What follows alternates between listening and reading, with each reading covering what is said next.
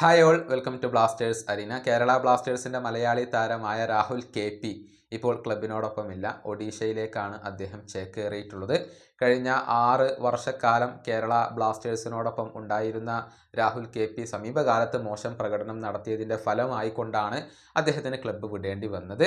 ഏതായാലും രാഹുലിനെയും കോറു സിംഗിനെയും താരതമ്യപ്പെടുത്തിക്കൊണ്ടുള്ള ഒരു കണക്ക് ഇപ്പോൾ പുറത്തേക്ക് വന്നിട്ടുണ്ട്. ഈ താരതമ്യങ്ങളിൽ വലിയ കാര്യമൊന്നുമില്ല. പക്ഷേ കോറു സിംഗിൻ്റെ ഇമ്പാക്റ്റ് എത്രത്തോളം ഉണ്ട് എന്ന് തെളിയിക്കാൻ ഈ ഒരു കണക്ക് ഉചിതമാകും അല്ലെങ്കിൽ ഉപകാരപ്പെടും എന്നുള്ളതാണ്.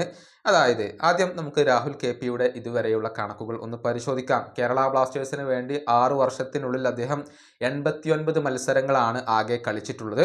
അതിൽ നിന്ന് 9 ഗോളുകളും 5 അസിസ്റ്റുകളുമാണ് അദ്ദേഹം സ്വന്തമാക്കിയിട്ടുള്ളത്. ഇനിയിപ്പോൾ കോറു സിംഗിൻ്റെ കാര്യത്തിലേക്ക് വന്നാൽ ഈ സീസണിലാണ് അദ്ദേഹം അരങ്ങേറ്റം നടത്തുന്നത്. കേവലം 18 വയസ്സ് മാത്രമേ ഉള്ളൂ. ഇപ്പോൾ തന്നെ ഗംഭീര പ്രകടനം അദ്ദേഹം നടത്തുന്നുണ്ട്. 9 ISL മത്സരങ്ങളാണ് അദ്ദേഹം കളിച്ചിട്ടുള്ളത്. അതിൽ നിന്ന് 4 അസിസ്റ്റുകൾ സ്വന്തമാക്കാൻ അദ്ദേഹത്തിന് കഴിഞ്ഞിട്ടുണ്ട്. അതായത് 6 വർഷക്കാലം കളിച്ച അഥവാ 89 മത്സരങ്ങൾ കളിച്ച രാഹുൽ KPക്ക് ഇതുവരെ 5 അസിസ്റ്റുകൾ നേടാൻ കഴിഞ്ഞിടത്താണ് കോറു സിംഗ് കേവലം 9 മത്സരങ്ങൾ കളിച്ചുകൊണ്ട് 4 അസിസ്റ്റുകൾ സ്വന്തമാക്കിയിട്ടുള്ളത്.